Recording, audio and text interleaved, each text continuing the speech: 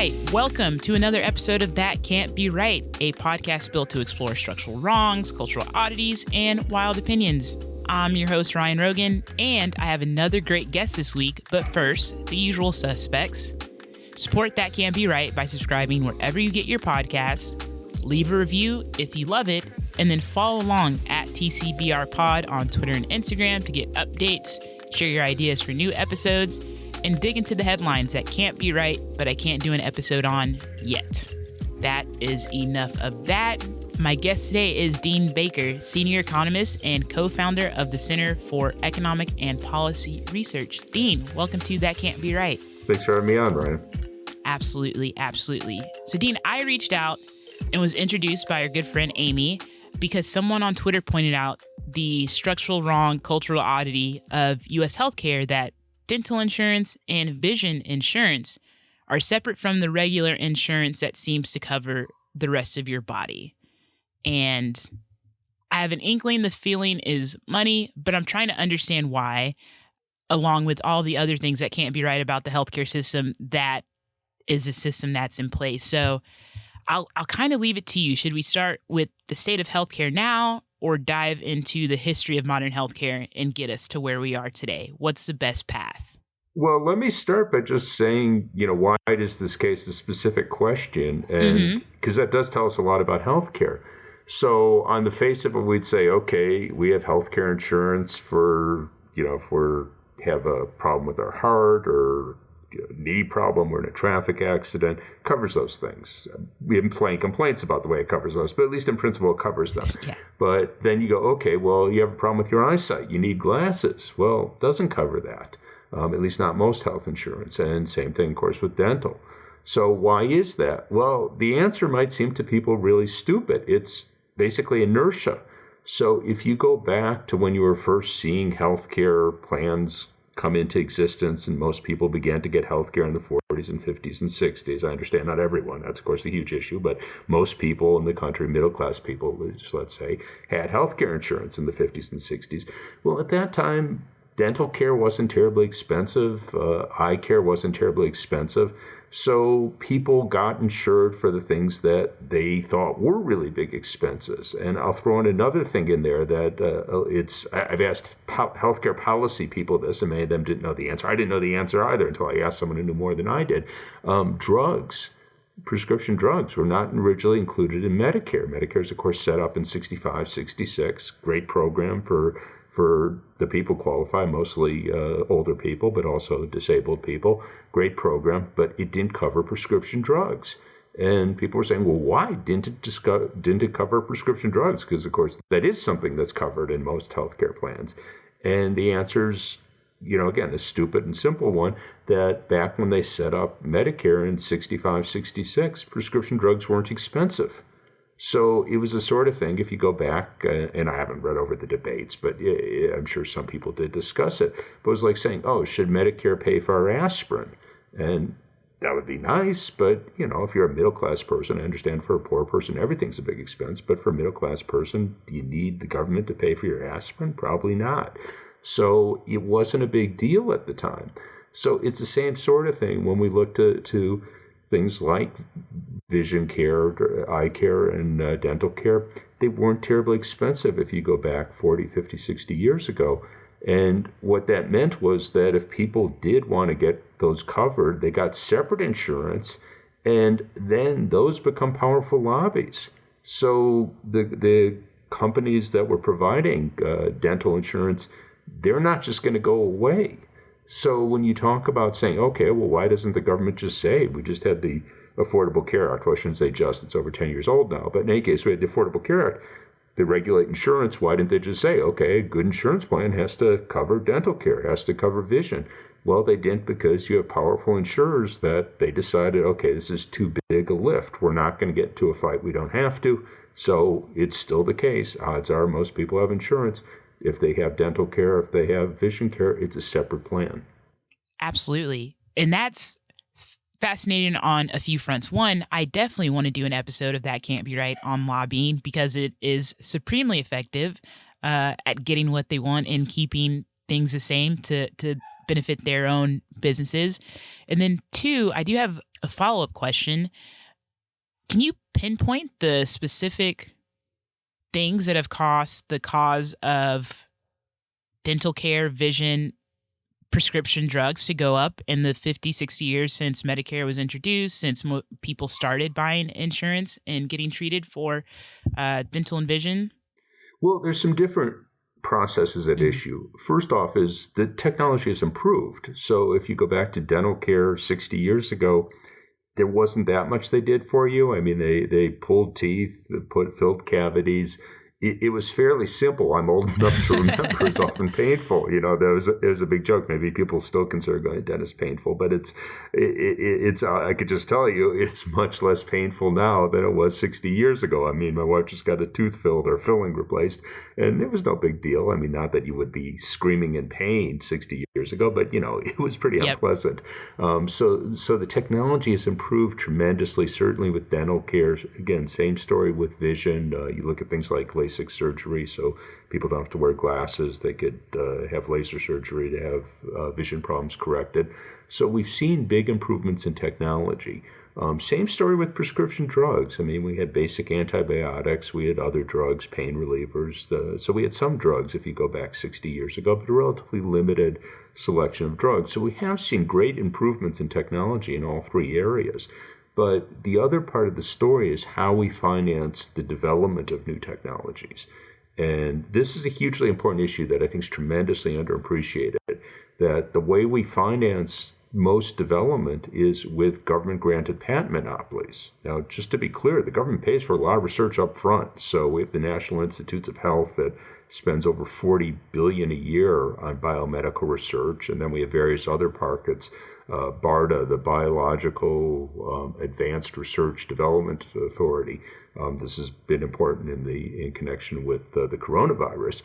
They spend several billion a year. So the government does spend money directly on research, but the industry spends roughly twice as much with the idea that they'll get a patent monopoly. And that's hugely important. So when you see that you're paying high prices for prescription drugs, that's almost invariably because a company has a patent monopoly on it. And what that means is that they're the only ones who can produce it. And if it's an important drug, say a heart drug, you need to keep your cholesterol down, or basically very important for your health or your life, you could charge an awful lot of money for it. So the patent monopoly is really what makes it expensive, because almost invariably drugs are cheap to manufacture and distribute. We're seeing the same thing with the vaccine today. I mean, the government's picking up the tab for most of us, but the government itself is paying $20 or so per shot, and they're talking about if we need boosters, those could be $40, $50, even $60 a shot. Well, it costs them $4, $5 to produce and distribute it. So it's the patent monopoly that makes it very expensive. And it's the same thing if we look at the technology in dentistry or vision care, that there too, the equipment is expensive. So medical equipment is expensive because, again, we give them patent monopolies. And the point I make here is this is very much a policy choice. We could argue whether it's good or bad, but we've made a choice that we're going to have the private sector develop the drugs or the medical equipment with the hope of getting a patent monopoly from the government and then being able to charge really high prices, instead of, let's say, try a different route where we just pay the money up front. And sometimes you get both, and we sort of saw that with Moderna, where the government literally paid for the research and the testing of the vaccine. We spent $1 billion on it roughly. It's a bit less, but roughly $1 billion, paid it up front. So the ordinary story is that, these companies need the patent monopolies because they're spending all this money on the research, and sometimes it doesn't pay off, and they have to make up for that. Case of Moderna, we paid for the research, we paid for the testing, and if at the end of it, it turned out it was a very effective vaccine, and that's great, but if it turned out at the end of it, they throw up their hands and go, what do you know, it doesn't work. Well, they got paid.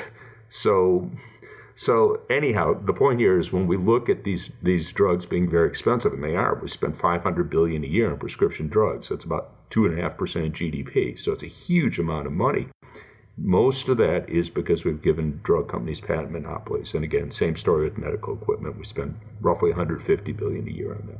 That's crazy. And you see, again, to your point, you see where it has worked. It worked with Moderna to the benefit of a ton of people.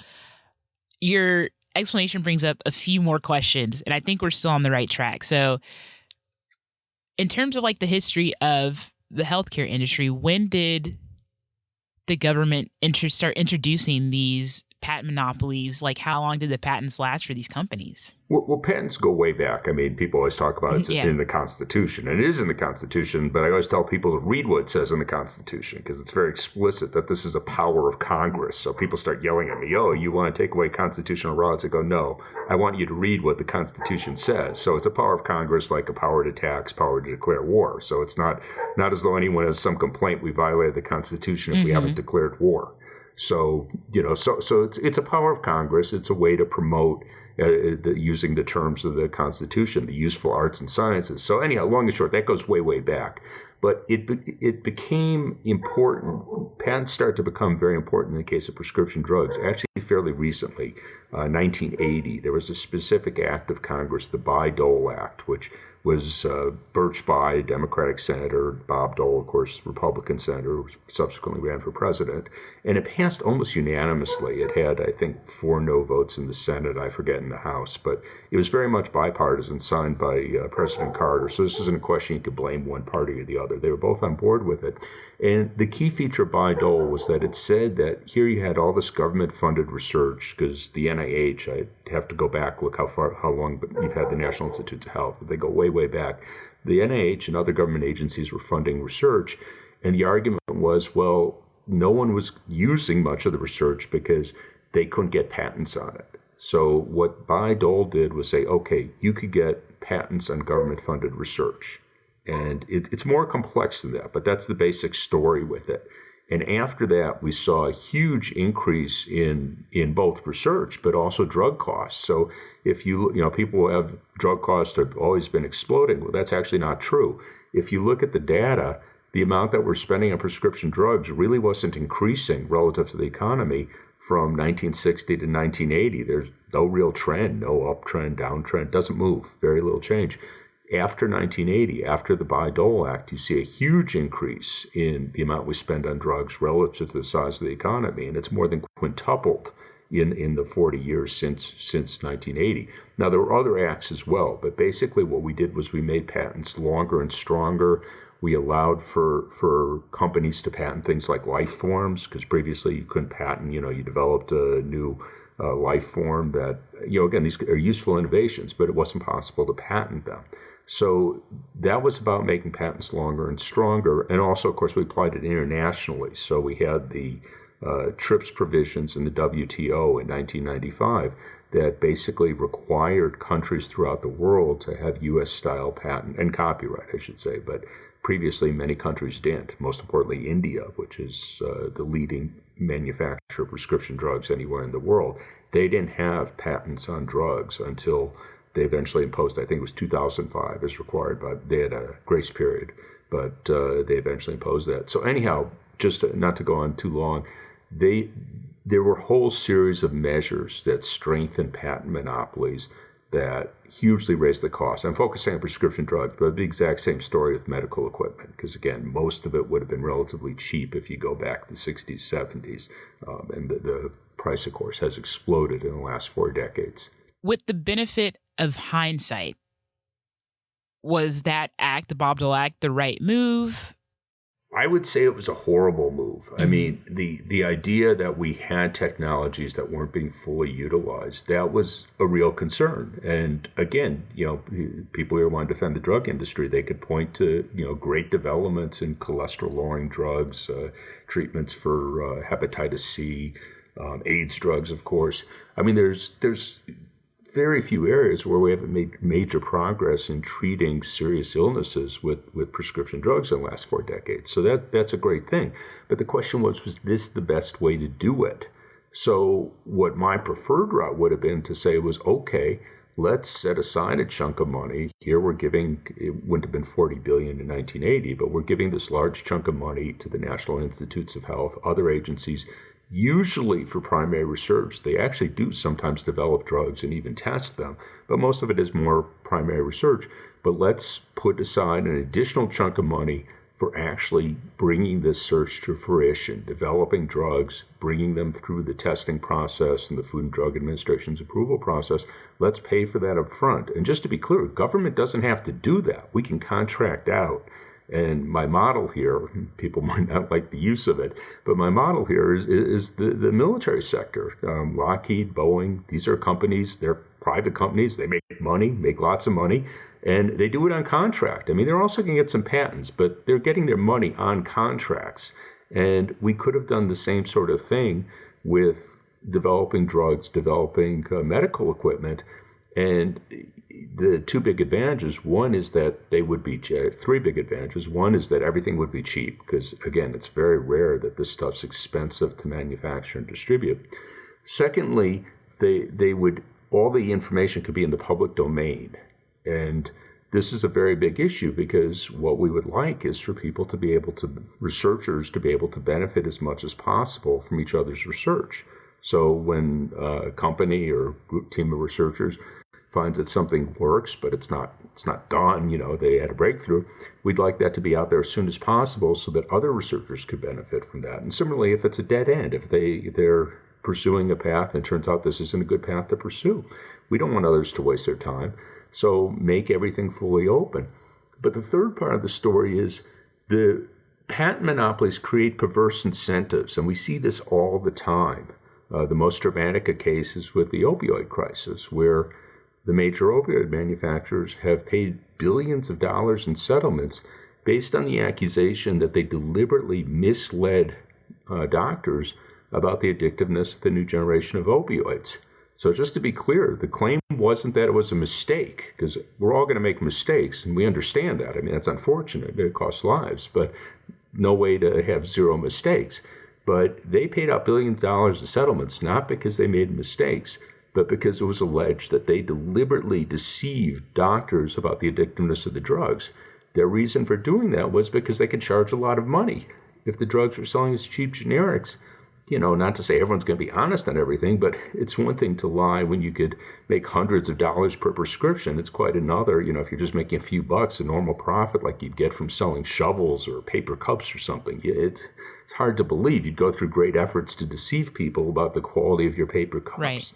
So anyhow, so those are three huge advantages in my view. And the third one I think can't be overestimated because we see this literally all the time. Just this week, the Food and Drug Administration approved an Alzheimer's treatment where many doctors in the field say it's not effective. And you have a situation where, again, I'm not going to try to evaluate its effectiveness or non-effectiveness. I'm certainly no expert in the area.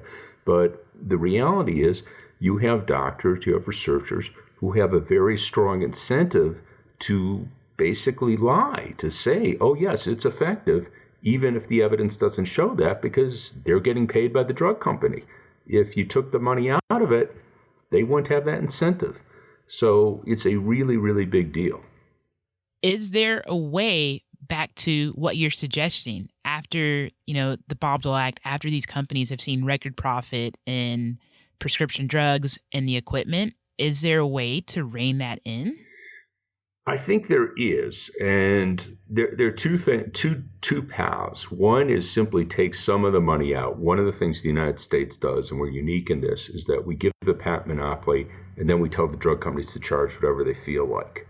And that's different from Canada, different from Europe.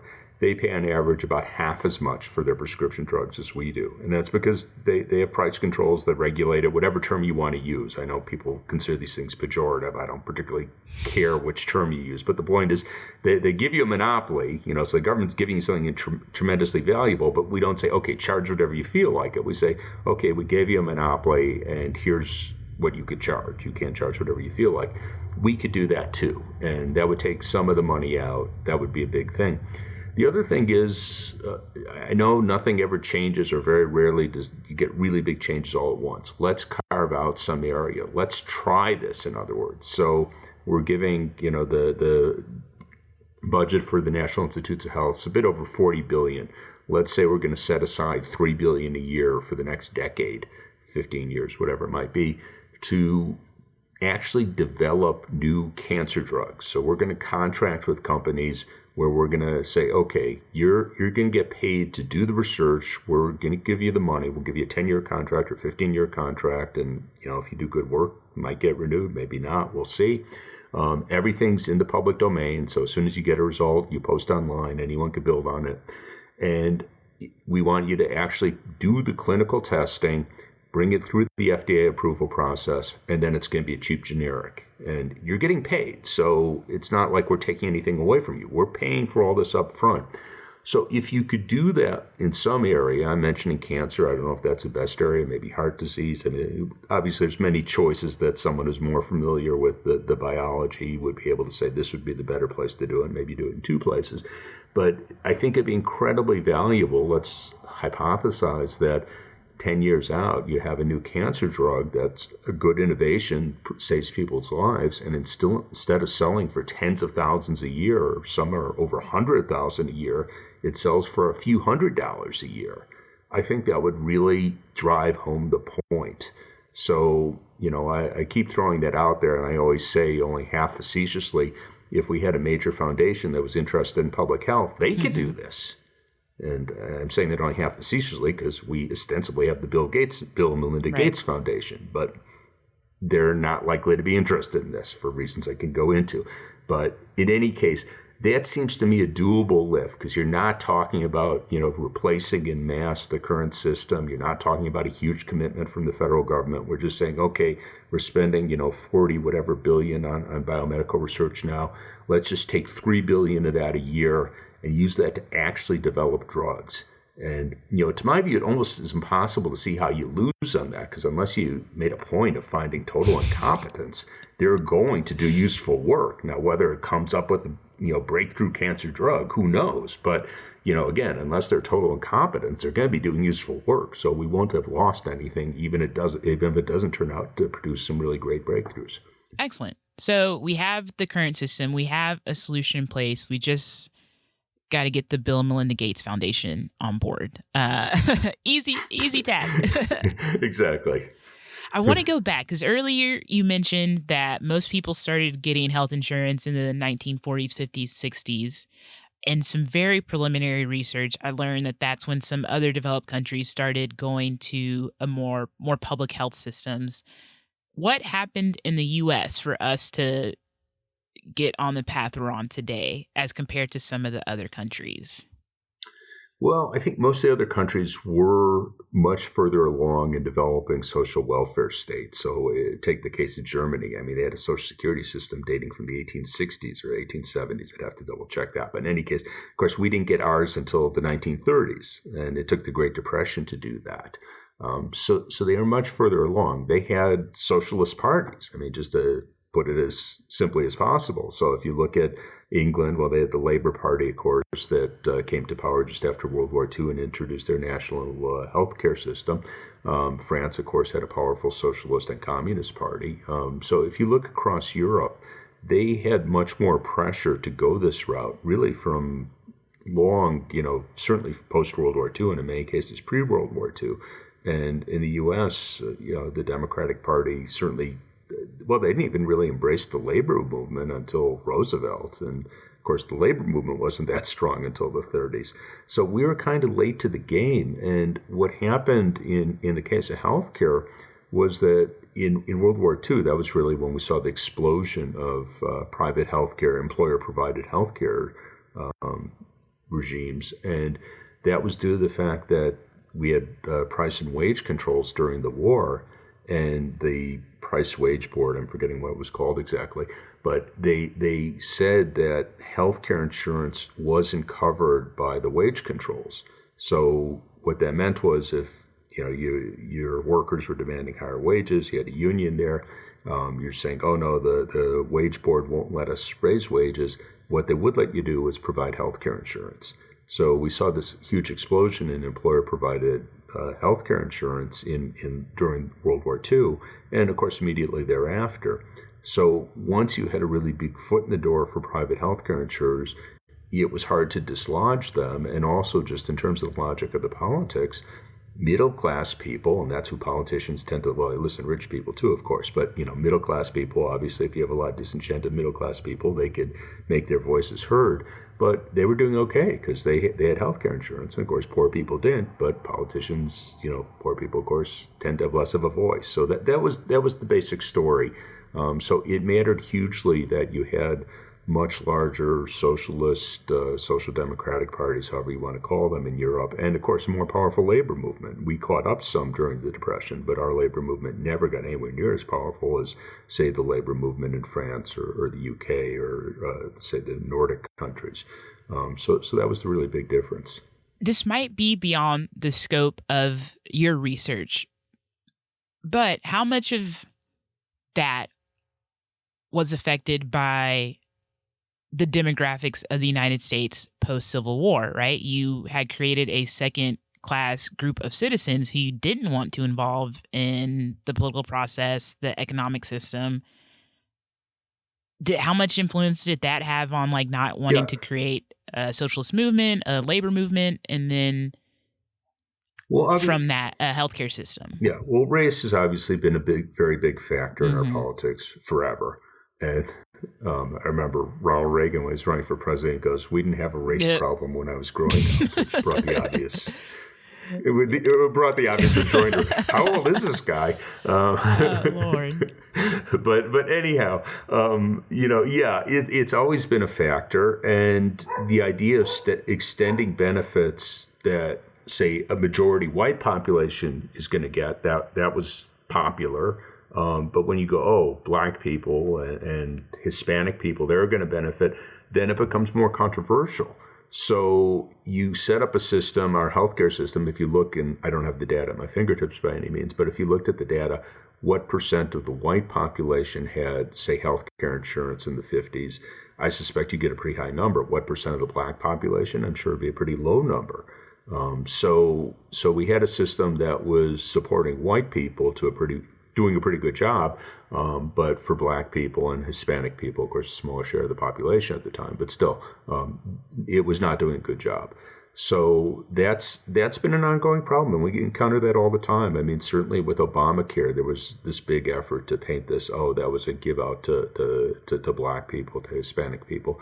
And it was about, obviously, it did extend coverage to a lot of black people and Hispanic people, but it also provided coverage to a lot of white people. But that's the racism is pretty thick here, and certainly the opponents. It's largely a party story now, not completely, but the Republicans are very happy to say, you're talking about giving, hardworking. You're taking money from hardworking people to give it to black and brown people who are supposed to be lazy. I mean, that's the story, as you know. So it's a huge factor. That's a great segue, actually, because I do want to talk about Obamacare. It was an effort to make healthcare more accessible, to eliminate access issues for people with pre-existing conditions, or again, as someone on Twitter called it, their medical history. But it's been under attack since the moment they signed it into law. But what's going on with Obamacare and the Affordable Care Act right now?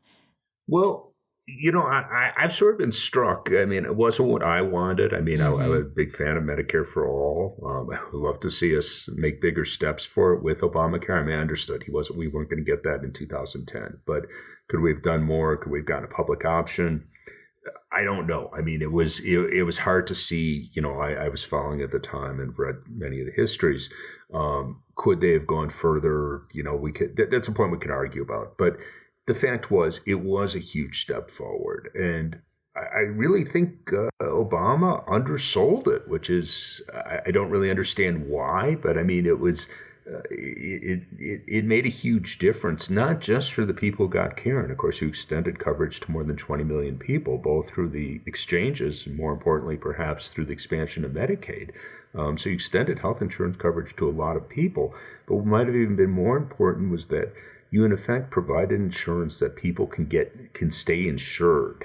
And to be very concrete here, suppose you're at a job and you're in good health, but something happens to you. You develop a heart condition, you're in an accident, whatever it might be. Okay, well, now you've lost your job because you can't go to work, and maybe you could extend your insurance for 6 months or something, but suddenly you're out of a job and you don't have insurance and you have a health condition. So if we were in the pre-Obamacare era, no one's going to insure you because they don't want to insure people who are sick, going to run up big medical bills. But now what that meant with having the exchanges is that the insurance, even though you might have a heart condition, you might be a cancer survivor, whatever it might be, you could get insurance that's relatively affordable. Again, I know people complain and the premiums were still too expensive. But if you compare them to premiums someone would have been paying if they were a cancer survivor or had a heart condition, they're nothing. I mean, there's no way anyone could afford those premiums pre-Obamacare. So that was a really huge deal. And for whatever reason, they really didn't make a good point, at least to my view, of promoting that aspect of it. Now, something that Biden did in his recovery plan that, again, hasn't gotten the attention that I think it deserves, they hugely increased the subsidies in the exchanges. So a lot of people get their insurance free now who wouldn't have previously. And there's a cap that it won't be more than 8% of your income. So let's take someone earning $60,000 a year, not rich by any measure, but not poor. If you looked at what they would have been paying under, before the recovery plan, I'd have to double check the number, but I'm sure it'd be around 8 or 10, even 12,000 a year, which that's a large chunk of your income if you're earning 60,000 a year.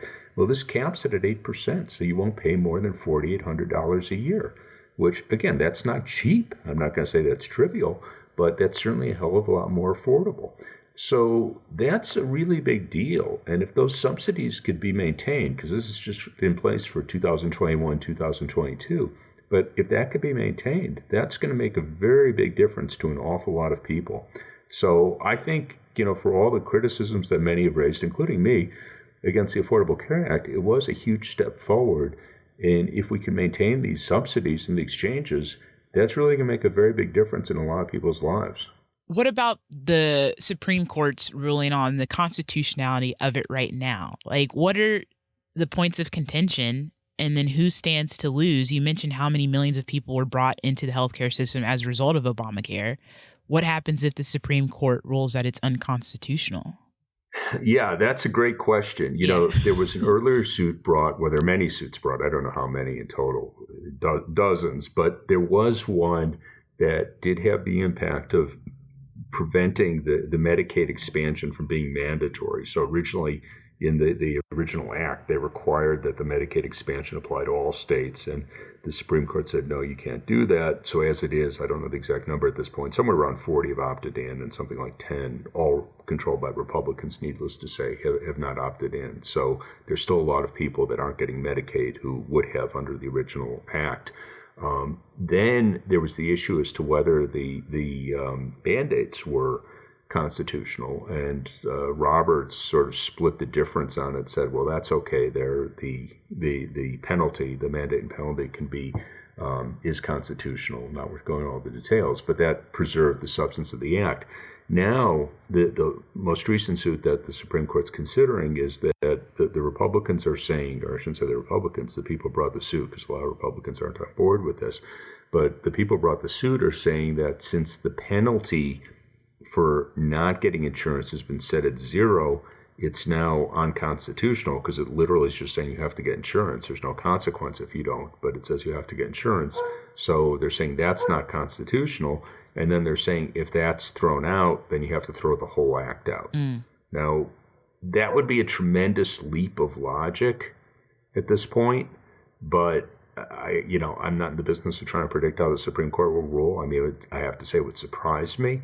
But if they were to rule that, oh, yes, the whole act is unconstitutional, you'd be costing tens of millions of people their insurance, and, both in the exchanges and the expansion of Medicaid, and all the regulation in the insurance industry would disappear as well. So the idea that an insurer can't discriminate against you because you're a cancer survivor, because you've had a history of heart disease, that would disappear. So anyone who's in their 40s, 50s, and has serious health issue, if they want to get insurance, they're suddenly going to be looking at bills in the tens of thousands a year. So it would be really catastrophic. So I'm thinking that they aren't going to want to go that route. I don't know what motivates Supreme Court judges and how they're going to think, but it would really surprise me if they were to go that route. I've been following you on Twitter for the last few weeks and a couple other people in the space, and people have been waiting for a ruling, it seems like, for the last few weeks. Any insight into what's taking so long, or? Well, there's a tendency with the court to save what they consider their most momentous rulings for the end of their term. And I don't know what date that is. It isn't long. It's always in June. And I mean, it's knowable. I mean, they indicate in advance when they're ending their term. I just haven't looked that up. So it presumably will be in the next week or so. And so I think... I guess they like theater. I don't know, but it tends to be the case that they wait till the very end of their term and go, okay, here are the really big rulings. So, it will, they can do something. I don't know how common this is, but they do sometimes say we want to reconsider this or that issue and, put it off for another term. I think that's very unlikely, though. I think we will get a ruling this term and, I say probably within a week or so. Before I moved to your plans for getting to Medicare for all eventually, what else is important for people to know about the healthcare industry and how to navigate it?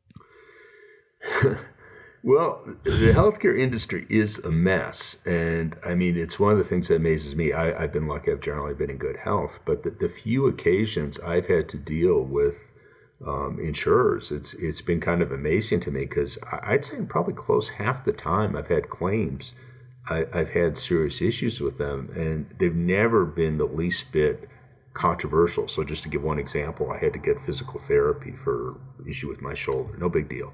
It wasn't even terribly expensive.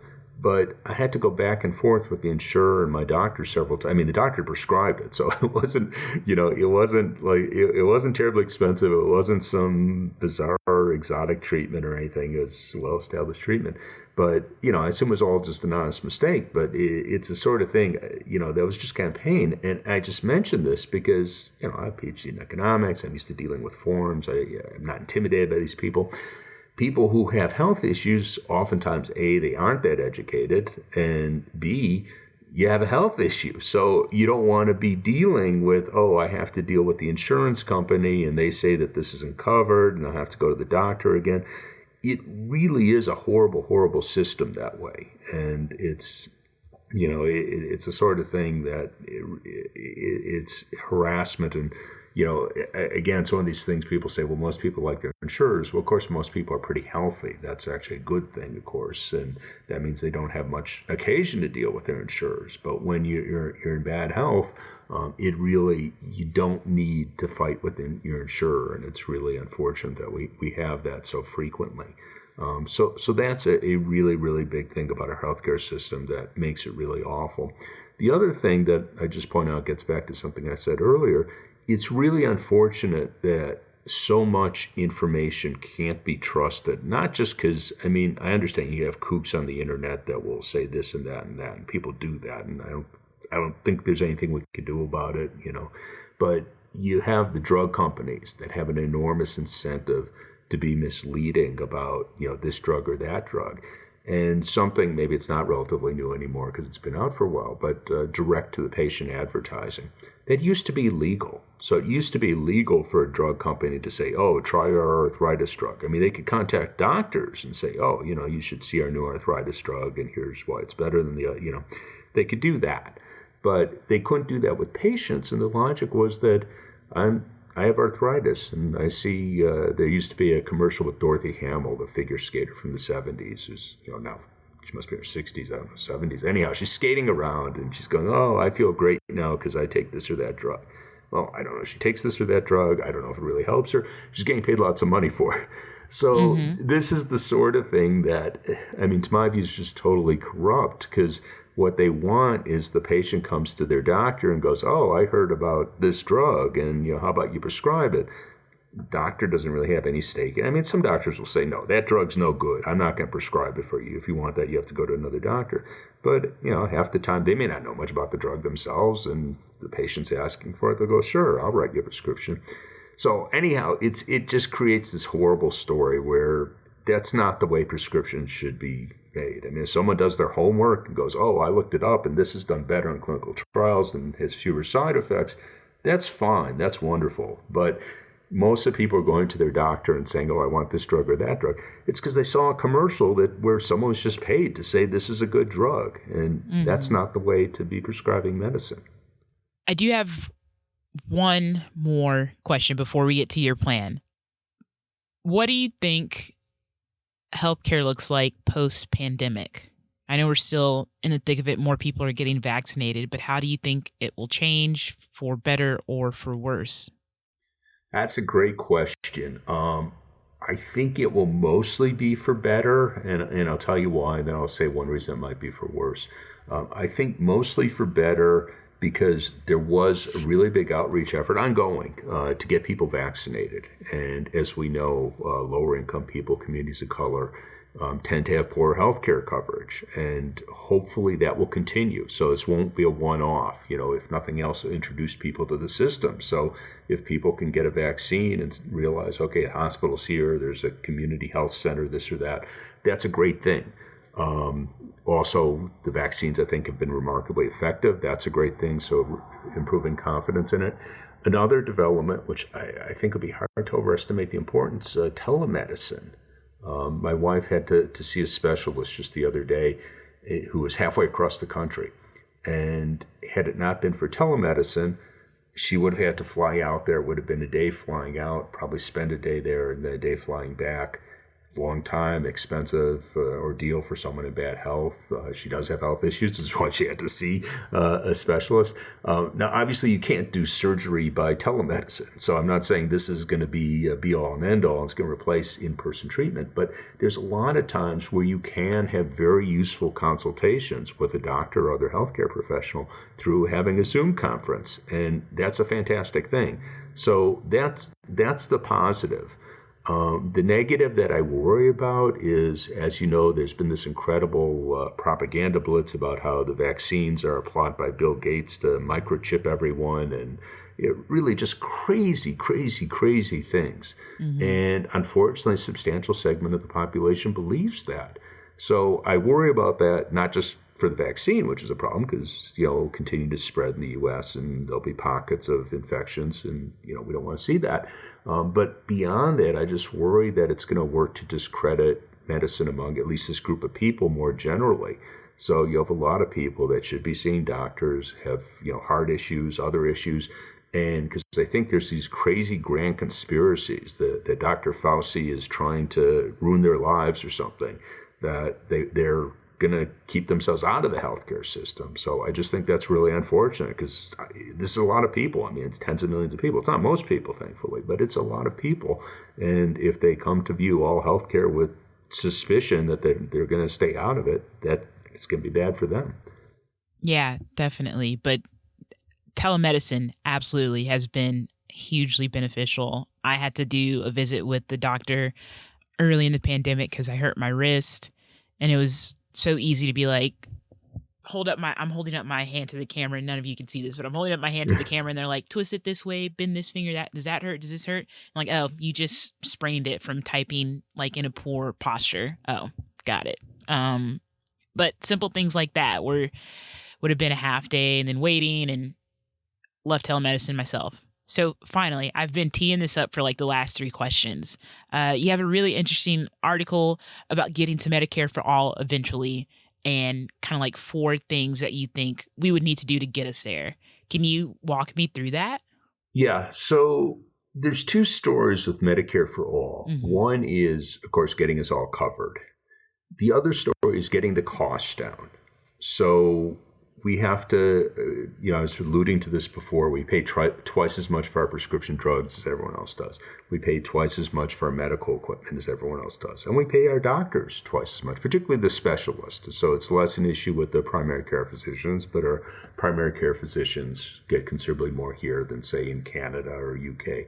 So what I see we have to do with getting to universal Medicare is both to gradually bring more people in, but to also at the same time make it more affordable. Because if we're just to say, okay, we're going to take our current healthcare system, we spend about 19% of our GDP, a bit less than $4 trillion a year. That's real money. So a bit less than $4 trillion a year on healthcare. We can't just say, okay, we're going to have the government pick up the tab. We have to restrain cost. So what I'm proposing is, one, get costs down. So I'm talking about with prescription drugs, both have price controls like they do in Europe, and then also go the route of directly funding the research so that drugs can be cheap. We're currently, as I said before, spending about $500 billion a year on prescription drugs. That's a bit less than $2,000 a person. If we got rid of all the patent protections tomorrow, there's other comparable protections not worth going into, we'd be spending less than $100 billion. So we'd be saving like $400 billion a year. Again, we can't get from here to there tomorrow, but we can do that over time. Similar story with medical equipment, around $150 billion a year. Look to cut that somewhere in half. With doctors, we have to subject our doctors. It's not really a joke. I make the comparison. We deliberately put our auto workers, our textile workers, our manufacturing workers in direct competition with the lowest paid workers in the world. That was our trade policy. So that wasn't an accident. Many of them, millions of them, lost their jobs. Others had to take pay cuts. That was policy. So that wasn't an accident. So you go, okay, why don't we do something similar to doctors? And then people start yelling, oh, we can't do that to doctors. They get all this education, this thing. Well, they have all this education. They should be able to deal with it, So I'm not talking about making doctors poor, but the average doctor gets around $300,000 a year in the country. That's after they pay we hear about their malpractice insurance. That's after they pay that. So suppose we got that down to $200. That would be huge savings. So that's a big part of the story. Then I'm saying, okay, we have to get the private insurance industry under control and eventually get them out of the picture. But the first step would be having an option, a buy-in option. And President Biden's talked about that. So let people buy into Medicare. So we figure out what it costs on average per person. Is it, $8,000 a year, $7,000 a year, or whatever it might be. And say, if you want to buy into it, then you could buy into Medicare rather than having your private insurance plan. So we do that.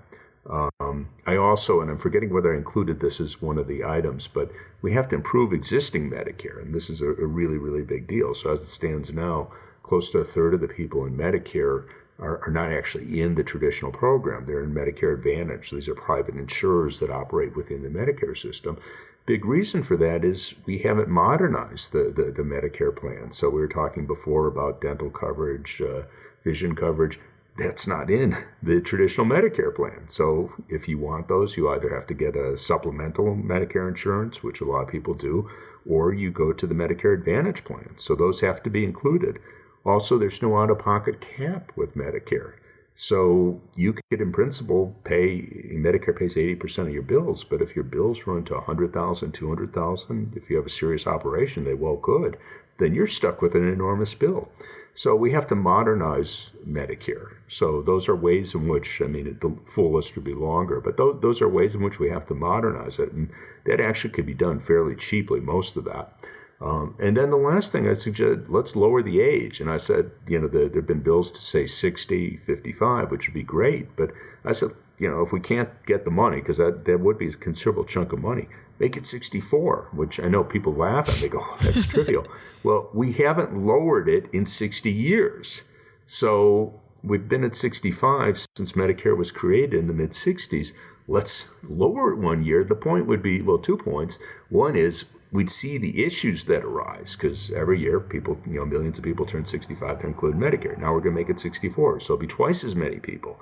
Okay, let's see what issues arise. Make sure everything works. It's something I've learned to emphasize when I'm not in D.C. now, but I was in D.C. a long time. You want things to work, because when you put something in place and it doesn't, you pay a really big price. With Obamacare, when that first came into action in 2013 and the computer system didn't work, they paid. There was hell to pay, appropriately. It should have worked. So let's do 1 year. If we can get 5 years, it'd be fantastic. But let's get 1 year. It's not that expensive. Make sure everything works. And the other reason why I'm saying 1 year, that will open the door, because naturally people are going to go, oh, okay, so we lowered it to 64 and people got covered a year earlier than they would have otherwise. They're really happy, worked out well. then you could create demand. Say, okay, that worked out well. Let's lower it to 62. Let's lower it to 60. So get a foot in the door and show that this can be done. You'll have people be happy about it, and that will create the momentum to lower it further. So I think this is very doable, but we just have to, start to take the first steps. Absolutely. Absolutely. That is the end of my questions. Dean, thank you so much. Where can we find you on the internet, educating people about how we can improve healthcare policy? Well, all of our work appears at cepr.net, www.cepr.net. So people could find my work as well as the other work at the Center for Economic and Policy Research there. I have the blog Beat the Press, where I put most of my writings these days. And I also wrote a book a few years ago, which people could just download for free, Rigged, how globalization and the rules of the modern economy were structured to make the rich richer. So they could get everything there. Thanks again to Dean for joining me on this episode of That Can't Be Right. Thanks to you for listening. I think the biggest takeaway from this episode was that all of the choices that we as patients and consumers are forced to make are based on choices people have made years ago to make as much money as possible on equipment and prescription drugs and everything else. And now we're dealing with the fallout. But we have a way forward. If you have any crazy stories about healthcare, please share them at TCBRPod on Twitter and Instagram. You can also follow Dean on Twitter at DeanBaker13, and I will include a link to his books in the episode description. Good luck, everyone, picking your insurance plan, new grads as you start your jobs, and I'll see you next week.